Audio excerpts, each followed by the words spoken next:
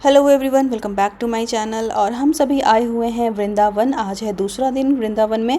मैं अपना फेस कैमरे में देख रही हूँ और आप लोगों को दिखा रही हूँ। एक्चुअली कल मैंने ऐसे टीका लगवाया था राधे राधे का, जो कि ऐसे स्टेन जैसा हो गया। बहुत धुला मैंने सुबह फेस वॉश से, लेकिन वो गया नहीं, ऐसे रेड रेड सा दिख रहा है।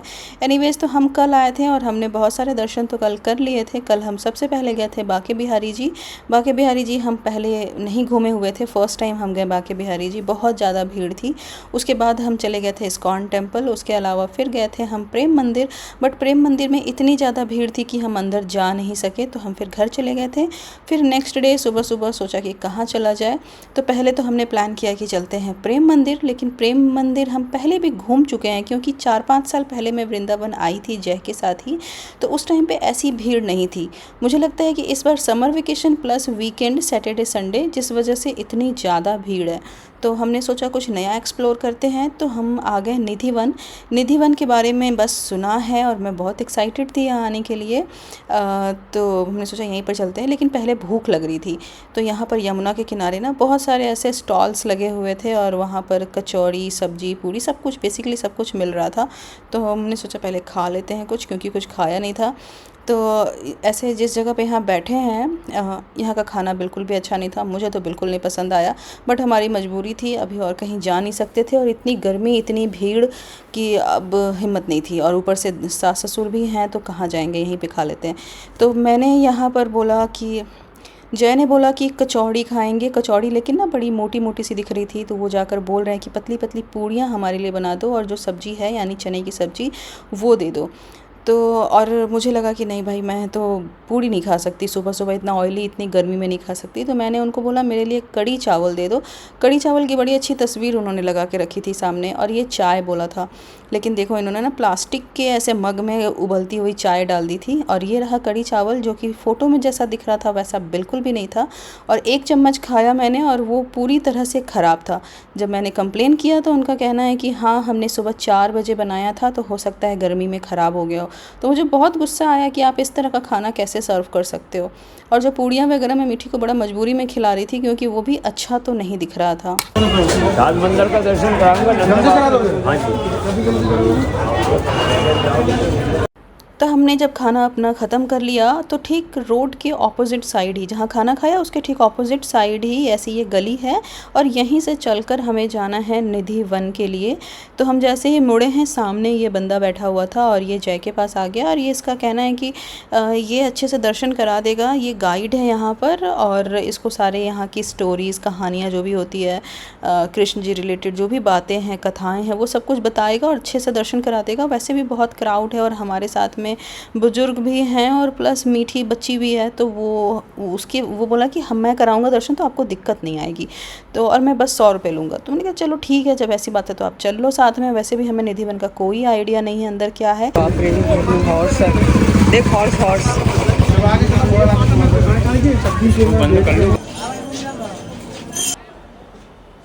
तो कुछ दूर चलने के बाद फाइनली हम अंदर आ गए, और अंदर आते ही कुछ इस तरह का एक हॉल जैसा है बड़े सा, और वहाँ पर बस वो शू रेक्स और वो सब बने हुए थे। और उसके बाद ना इस तरह से बना हुआ है जो आप देख पा रहे हो। तो मैंने अभी तक जितने वीडियोज़ वगैरह देखा था ना यूट्यूब पे, मुझे लगा था कि खुला बागीचा जैसा होगा, जंगल जैसा होगा, जहाँ हम ओपनली ऐसे खुले आसमान के नीचे घूमेंगे। मैंने कुछ ऐसा ही सोचा हुआ था। मुझे दूर दूर तक आइडिया नहीं था कि इस तरह से मतलब केज जैसा कुछ बना होगा, और हम उसके अंदर अंदर से इस तरह से निधि वन देखेंगे। लेकिन एक तरह से ये सही व्यवस्था है, मुझे ऐसा फील होता है, क्योंकि जितना क्राउड होता है, और क्राउड में हर तरह के लोग होते हैं, कोई आस्था की वजह से भी कह सकते हैं और बदमाशी की वजह से भी, लेकिन वो पौधों को, वहाँ के जो ये वृंदा तुलसी है, तुलसी के वृक्ष हैं, उन सबको ख़राब कर सकते हैं। मुझे तो ऐसा ही एहसास होता है। और अगर ज़्यादा क्राउड इस तरह से ओपनली इस बागीचे में, निधि वन में घूमेंगे, तो जो हमें नेचुरल वे में, वहाँ पर बहुत सारे बंदर दिख रहे थे जो कि घूम रहे थे अपने बच्चों के साथ में, तो वो नेचर हम नहीं देख पाते। जैसे यहाँ पर आप देखो कितने प्यारे यहाँ ये मंकी का ये बच्चा है, वो दिख रहा है हमें।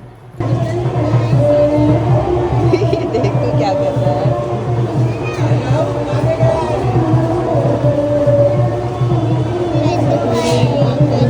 पापा को बुलाओ ना, पापा देखेंगे। जोर से बुलाओ।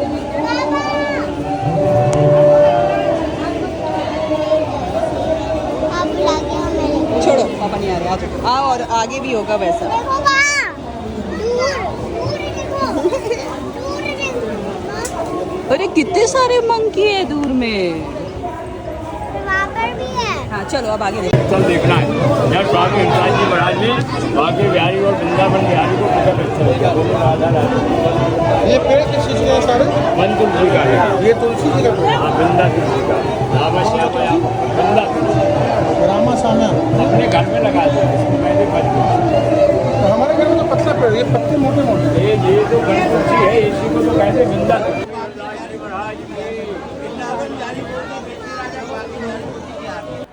तो कुछ दूर तक निधि वन को एक्सप्लोर करने के बाद जैसे जैसे मंदिर नज़दीक आ रहा था, क्राउड जो है, भीड़ जो है वो थम सी गई थी। एक जगह पर इकट्ठे हो गए थे। गर्मी काफ़ी ज़्यादा बढ़ गई थी। ऑल्दो बहुत जगह फ़ैन, ऐसे वेंटिलेशन फ़ैन लगे हुए थे, लेकिन गर्मी स्टिल बहुत ज़्यादा थी। और वैसे मैं आपको बता दूं कि अगर निधि वन के बारे में आपको ना पता हो तो निधि वन में वृंदा तुलसी के पौधे होते हैं, वृक्ष होते हैं एक्चुअली, और वो ना दूसरे वृक्ष से, दूसरे पेड़ों से थोड़ा डिफरेंट दिखती है। टेढ़े मेढ़े से पौधे होते हैं और इस वजह से भी लोग देखने जाना चाहते हैं। तो एनीवेज़ हम यहाँ मंदिर के बिल्कुल अंदर आ गए हैं। मैंने एक वृंदावन बिहारी, एक बांके बिहारी। जो आप बांके बिहारी का दर्शन करके आए हो, देखिए दो मूर्ति, एक ये काले कलर की मूर्ति बांके बिहारी और व्हाइट कलर की मूर्ति वृंदावन बिहारी। ये स्वामी हरिदास जी महाराज ने इसी जमीन से प्रकट किया 1535 में। तो हमने बांके बिहारी जी का दर्शन कर लिया। वृंदावन बिहारी आपका रह गया, ठीक है जी। 5,500 मंदिर में मेन मंदिर वृंदावन बिहारी का। यहाँ भगवान ने, कृष्ण भगवान ने 8 वर्ष की आयु में लीला रचाया, कालिया नाम से युद्ध किया। यहाँ से चलेगा द्वारका, कहलाने लगे द्वारकाधीश के राजा। यहाँ के राजा दाऊजी महाराज जो कहते वृंदावन बिहारी, जिनके नाम से बसा है वृंदावन धाम, इन्हीं के नाम से वृंदावन नाम बता। इन्हीं का वृंदावन बिहारी नाम जो भागवत पुराणों में पंडित जयकारा लगाते हैं, कथा में भागवत में इन्हीं के नाम का जयकारा लगता है। इन्हीं के नाम से आप वृंदावन 5,500 मंदिर में मेन मंदिर। तो यहाँ निधि वन के अंदर भी 3 से 4 मंदिर थे, जिसमें हमने सबसे पहले वृंदावन बिहारी जी का दर्शन किया। उसके बाद फिर ये जो केज वाला ऐसे गैलरी जैसा बना हुआ है, ये आगे तक जाता है। फिर हम आगे भी दर्शन करेंगे। वैसे मुझे ये नहीं पता था कि यहाँ भी 3-4 ऐसे मंदिर होंगे। और हमारे जो गाइड हैं वो बीच बीच में रुक रुक कर हमें सारी स्टोरी बता रहे थे, लेकिन क्राउड की आवाज़ इतनी ज़्यादा थी कि बीच बीच में उनकी आवाज़ क्लियर नहीं आ रही थी। तो मुझे जहाँ पर भी उनकी आवाज़ क्लियर लगेगी मैं वहाँ पर उनकी वीडियोस क्लिप्स जो है वो डालते हो। ललिता नाम की गोपी को प्यास लगी, रात्रि को जलपान ग्रहण करने के लिए यमुना जी को दौड़ने लगी। तभी भगवान ने मना कर दिया, रात्रि को जाओगे सोते हुए यमुना जी को हिलाओगे अपराध लगेगा। तब भगवान श्री कृष्ण ने बांसी से कुंड खोला, इसका नाम पड़ा ललिता कुंड। 16,108 गोपियों का प्रयास किया। दर्शन करो। हाँ, जब में जल आता है सीधा। तो अभी हमारे गाइड साहब एक और स्टोरी बता रहे थे। आप लोग को तो पता ही होगा कि निधि वन में भगवान कृष्ण और गोपियों का रासलीला होता था। तो एक बार किसी गोपी को बहुत प्यास लगी थी और पास में ही यमुना नदी तो था, लेकिन यमुना नदी का पानी इतना ज़्यादा खारा था कि उसे पिया नहीं जा सकता था। तो इसलिए कृष्ण भगवान ने यहाँ पर एक कुआं बनाया अपनी बांसुरी से, और उसमें उसी यमुना का पानी है, लेकिन वो बहुत मीठा है। तो इस कुंड का दर्शन हमें कराया गया। उसके बाद फिर हम अगली मंदिर की तरफ बढ़ गए हैं, और ये मंदिर राधा रानी का मंदिर है। इसमें उनका कक्ष माना जाता है, उनका कमरा, कि वो राधा रानी रोज़ यहाँ आती हैं और श्रृंगार करती हैं और अपना श्रृंगार का सामान जो है वो छोड़कर चली जाती हैं। इसको लेके बहुत सारी स्टोरीज़, बहुत सारी कहानियाँ आपको गूगल पे भी मिल जाएंगी। तो मुझे ये वाली जगह ना बहुत अच्छे से दर्शन करना था, लेकिन यहाँ पर बहुत ज़्यादा भीड़ थी और हम बड़ी मुश्किल से पहुँचे हैं। और ऐसे तो यहाँ पर जगह जगह लिखा हुआ था कि camera not allowed, but mostly लोग रिकॉर्ड कर ही रहे थे। लेकिन यहाँ थोड़ा सा मुझे प्रॉब्लम आया था रिकॉर्ड करने में, तो लेकिन फिर भी मुझसे जितना बन पड़ा मैंने रिकॉर्ड किया हुआ है।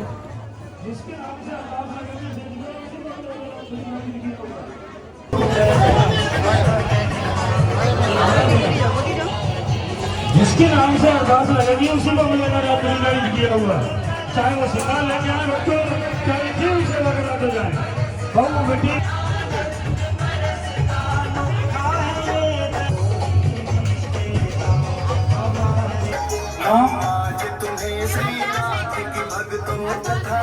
भैया इसमें श्री कृष्ण जिस नाम को खुद तो इस मंदिर में मतलब ये राधा रानी का जो कक्ष है, मंदिर है, यहाँ पर ना बहुत सारा श्रृंगार का सामान था। यहाँ भर भर के देखोगे चूड़ियाँ, सिंदूर ये सब रखा हुआ है, जिसे प्रसाद के तौर पर मतलब औरतों को बांटा जा रहा था। तो यहाँ मुझे एक चीज़ जो है वो अच्छी नहीं लगी, वो ये था कि यहाँ हर चीज़ पैसे का खेल था। कि जो लोग सेवा, श्रृंगार सेवा का पैसा चढ़ा रहे थे, जो कि बेसिकली 100 रुपये थे, तो उनको 4 चूड़ियाँ हाथ में दे रहे थे।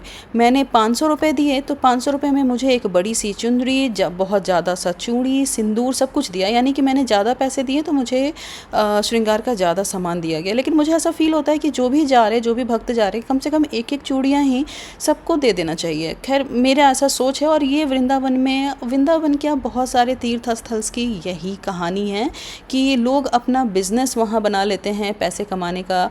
तो ये चीज़ें आगे भी आज के दिन हमने एक्सपीरियंस किया है। थोड़ी देर बाद आप लोगों को वो चीज़ें भी मैं बताऊंगी। नमन करके आपका श्रृंगार कहाँ है, आप इनको श्रृंगार लगाएंगे, टिकली वगैरह पहनाएंगे। एक तो शादी के समय आपको 2 बार मौका मिलता है। जब शादी होती तब आप इनको श्रृंगार करोगे, जब वृंदावन धाम आओगे राधा रानी का श्रृंगार लोगे तब आपको अवसर मिलेगा। एक बार शादी में मिलता है, दूसरा जब वृंदावन धाम यहाँ आते हो, राधा रानी का श्रृंगार लेते हो, तब आपको अवसर मिलेगा।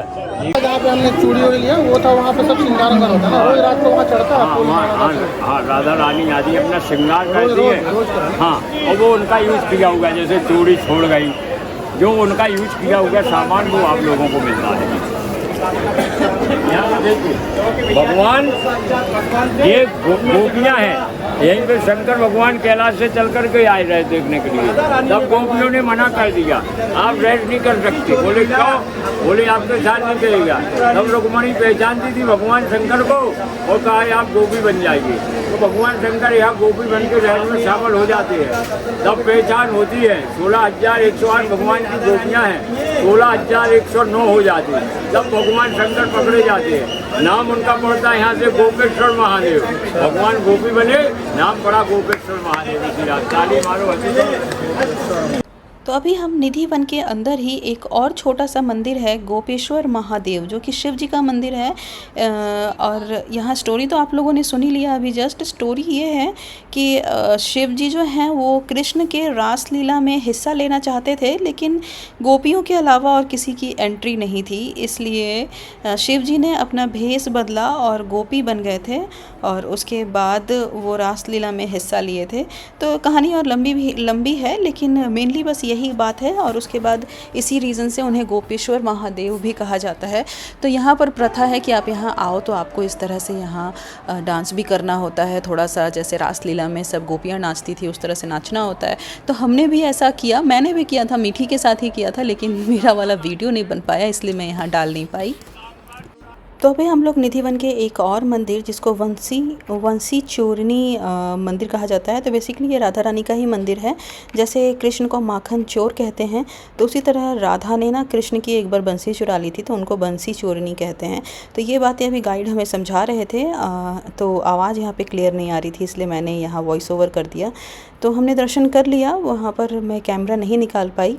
तो उसके बाद हम लोग निकल रहे हैं अब यहाँ से। और ये जो आपको दिख रहा है ना बैकग्राउंड में, ये समाधियाँ बनी हुई है, इसको लेकर कुछ गलत स्टोरियाँ भी यूट्यूब पर फैली हुई हैं। लेकिन मैं आपको बता दूं कि यहाँ पर ये सब गोस्वामी समाज के जो लोग सेवक होते हैं, यहाँ पे सेवा किया निधि वन में, पूजा पाठ की, तो उनकी जब मृत्यु हो गई तो उनकी समाधियाँ यहाँ पर बना दी गई है रिस्पेक्ट के तौर पर।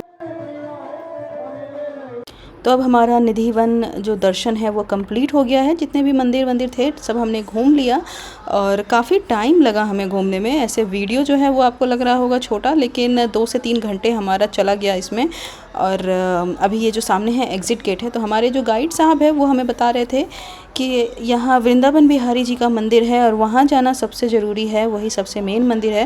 वैसे हमें ये बात अभी तक और किसी ने नहीं बोला था, इनके मुँह से हमने फ़र्स्ट टाइम सुना। हमें बांके बिहारी पता था, वृंदावन बिहारी के बारे में नहीं पता था। तो हमने बोला ठीक है चलो आप दर्शन करा दो, तो वो इस वाले मंदिर में हमें लेकर आए हैं। तो ये सब बातें मैं इस तरह से आपको इसलिए बता रही हूँ क्योंकि आज से 6 साल पहले भी जब मैं आई थी वृंदावन, तो हमें एक गाइड मिल गया था था और वो हमें मथुरा लेकर गया था। और उसने भी कुछ इसी तरह की बातें करते हुए वो एक मंदिर लेके गया जहाँ हमारे अलावा और कोई भी नहीं था। और आप समझ सकते हो इस तरह के टैक्टिक्स होते हैं एक्चुअली। तो वो कुछ ऐसे भक्ति वाली बातें और इमोशंस, हमारी जो श्रद्धा है उसका फ़ायदा उठाकर वो हमें मैनिपुलेट करते हैं और हमसे पैसे निकलवाते हैं। हो सकता है कुछ लोगों को मेरी बात बुरी लग रही होगी, लेकिन ऐसा है। आप कहीं जो मेन जागृत मंदिर से आप वहाँ पर जाओ, वहाँ पर इस तरह की चीज़ें नहीं होंगी। आप इस्कॉन टेम्पल में ऐसा कुछ एक्सपीरियंस नहीं हुआ, प्रेम मंदिर में नहीं हुआ, बांके बिहारी जी के मंदिर में नहीं हुआ। तो एनीवेज़ इस मंदिर में ये लेकर आए और इनका कहना है कि यहाँ पर एक पेड़ है, जो पेड़ तो काफ़ी खूबसूरत था। और यहाँ कृष्ण भगवान यहाँ इस पेड़ के नीचे बैठते थे, बांसुरी बजाते थे, अपनी गैया चराते थे। और यहाँ ये मंदिर, इसलिए यहाँ पर ये मंदिर है। तो एनीवेज़ ये मंदिर में एक सुकून तो बहुत ज़्यादा था, क्योंकि इतनी देर से एग्जॉस्ट होने के बाद ये मंदिर में पता नहीं क्यों बहुत शांति थी। मुझे बहुत अच्छा फ़ील हो रहा था और ये पेड़ भी बहुत खूबसूरत है। तो यहाँ जैसा उन्होंने बताया कि इस पेड़ की पहले हमें परिक्रमा करनी है और उसके बाद यहाँ छोटा सा एक हाथ बनाया हुआ था। तो वो कहना है कि कृष्ण भगवान का हाथ है, तो उनके हाथ को पकड़कर हमें विश मांगनी है और उसके बाद हमें अंदर जाना था। तो अंदर का तो मैं कुछ रिकॉर्ड नहीं कर पाई क्योंकि अलाउड नहीं था। तो हम अंदर गए हैं और अंदर ऐसे ही नॉर्मल भगवान की जैसी मूर्ति होती है। फिर से बोलिएगा। वृंदावन सो वन नहीं, नंद गाँव सो गाँव, ओ बंसी वर्षा वन नहीं, कृष्ण नाम सा नाम। बोलो राधा रानी। राधे राधे।